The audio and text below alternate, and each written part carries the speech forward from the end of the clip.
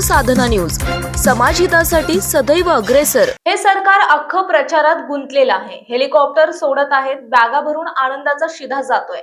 आता सुद्धा अधिवेशन आटोपून ते ताबडतोब प्रचाराला लागतील। अधिवेशन संपल्यानंतर लागोलाग दुसऱ्या निवडणुकीची आचारसंहिता लागेल।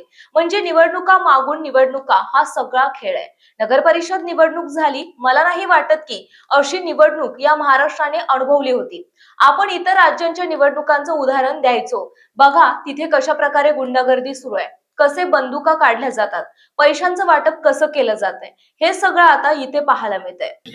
लाडक्या बहीण या योजनेचा मी उल्लेख करणारच, कारण निवडणूक लढवताना जे वचन त्यांनी जो एक थाप त्यांनी शेतकऱ्यांना मारली होती कर्जमुक्तीची, तीच माझ्या बहिणीनं सुद्धा मारलेली आहे। 2100 रुपये कधी करणार 1500चे, हा विषय मी काढणारच।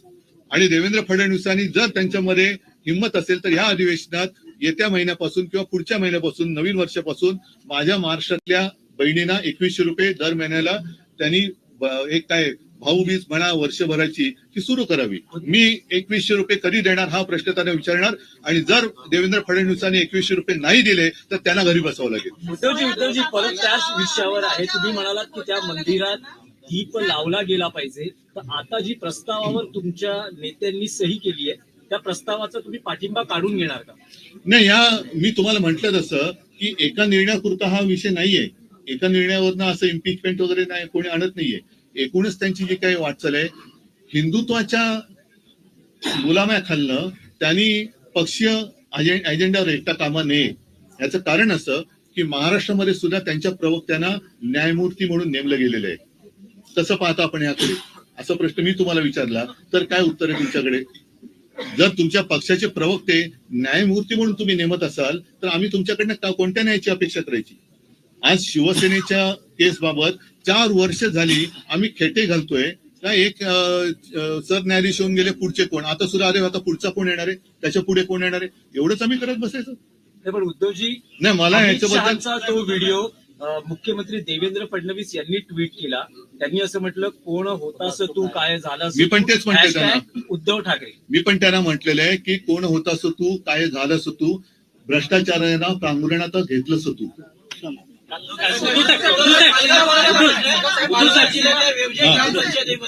गुजरात राज्याने घुसखोरी केलेली सीमावाद तिथे देखील चिघाड आहे। गुजरात महाराष्ट्र सीमा हा अमित शहाचं मी जे बोललो ना अॅनाकोंडा, हा अॅनाकोंडा आता मुंबई गिळायच्या दिशेने वाटचाल करायला लागलेला आहे। आणि त्यांनी एक पाऊल पुढे टाकून माझ्या महाराष्ट्राच्या राज्यातल्या गावांवरती जसं अरुणाचलवरती चीन हक्क सांगतोय तसं गुजरात हा माझ्या महाराष्ट्राच्या खेड्यांवरती हक्क सांगतोय। आता हे कोण झाल्याचं काय झाल्याचं वगैरे जे काय आहे ना, आता यांना विचारा तुमच्या हिंमत आहे का तिकडे जाऊन उभं राहायची तुमच्या अमित शहाविरुद्ध? हे मुंबईत आणि महाराष्ट्रात राहणाऱ्या गुजरातचे जो समाज आहे ज्यांचं आणि आमचं काही भांडण नाही प्रकार, आणि एका बाजूने महाराष्ट्र गिळण्याचा प्रकार हे सुरू झालेला आहे। मुंबईतले अनेक उद्योगधंदे यांनी गुजरातला नेले, महाराष्ट्रातले नेले, आणि त्याचबरोबरीने आता हे मुंबई बळकावण्याच्या दिशेने वाटचाल करायला लागलेले आहेत। आम्ही तर हा प्रयत्न हाणून पाडल्याशिवाय राहणार नाही। सरकार काय करेल न करेल आम्हाला तशी काय पडलेली नाहीये, आणि या सरकारकडनं धाडसाची तर काय आम्हाला अपेक्षा नाही।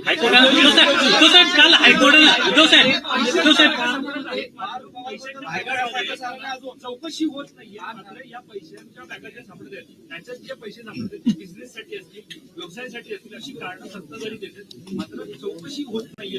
अंबादास दानवेंनी 3 व्हिडिओ, म्हणूनच मी म्हटलं ना की आणखीन एक खातं निर्माण करावं, पांघरुण खातं, आणि त्यांचं कारण हेच क्लीन चिट देत आहेत, हेच क्लीन चिट देत आहेत। स्वतःच आरोप करायचे, स्वतःच क्लीन चिट द्यायचे, म्हणजे साधू हत्याकांडातल्या आरोप ज्यांच्यावरती केले त्यांना पक्षात घेतात, हे यांचं हिंदुत्व। जमीन व्यवहार प्रकरणात काल हायकोर्टानं राज्य सरकारला फटकारलेलं आहे, आणि त्यामध्ये म्हटलेलं आहे की अजित पवार यांचा मुलगा पार्थ पवारवर गुन्हा का दाखल केला जात नाही या प्रकरणामध्ये? मी न्यायालय या विषयावरती काहीच बोलायचं हल्ली सोडून दिलेलं आहे। आदिवासीच्या काळात 100 कोटी रुपये सीएम फंडामध्ये जमा झाले होते, मात्र त्यातून 70-80 लाखच शेतकऱ्यांना देण्यात आले। काय हजारच शेतकऱ्यांना वाटप करण्यात आलं। आदिवासीच्या काळात 100 कोटी। ठीक आहे, तुम्ही शेतकऱ्यात जाऊन त्यांना म्हणून मी पण येतो, तुम्ही पण या, आणि शेतकरी कोणाला प्रेमाने मिठी मारतो ते शेतकऱ्याला कळू दे। देण्यात आलेला नाही. या अधिवेशनामध्ये कुठलेही डिक्लेअर केले नाही. सोयाबीन आणि कापसाला भाव शेतकऱ्यांना हे देण्यात येत नाही असंही त्यांनी म्हणजे बोललेलं नाही. एवढ्या मोठ्या अधिवेशनामध्ये नागपूर अधिवेशन होते. आणि दुसरं महागाई आणि बेरोजगारी भरपूर आहे. ते महागाई सुद्धा वाढत झाली, बेरोजगार आहेतच. तर यावर आपलं काय म्हणणं? याच विषयावरती त्यांना चर्चा टाळायची आहे. आणि म्हणून ते वेडेवाकडे आरोप करतायत की जेणेकरून तुमच्या सगळ्यांची म्हणजे आपल्या सगळ्यांची दिशाभूल व्हावी आणि कुठेतरी धार्मिक तेढ निर्माण करायची. म्हणजे तुम्ही भांडत राहा, आम्ही आमचं राज्य करत राहतो, आम्ही आमचं जे काय आहे भ्रष्टाचार सुरू आहे, शांत बसा भ्ष्टाचार सुरू आहे, असं नवीन नाटक ते लिहितील आता.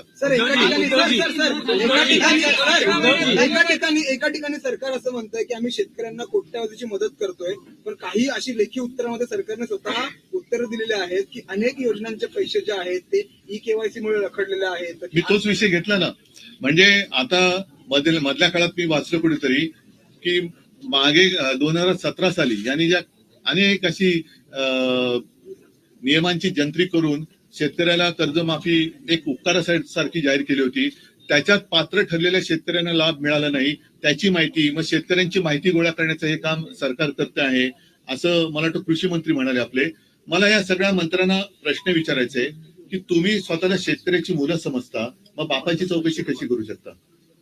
बापाची चौकशी करता, शेतकऱ्याची मुलं आहात ना.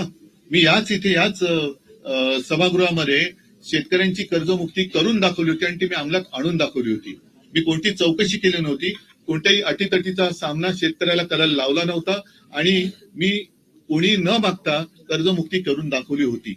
आपल्या परिसरातील महत्त्वाच्या बातम्या पाहण्यासाठी आमच्या समाज साधना न्यूज चॅनलला YouTubeवर सबस्क्राईब करा आणि बेल आयकॉन प्रेस करा.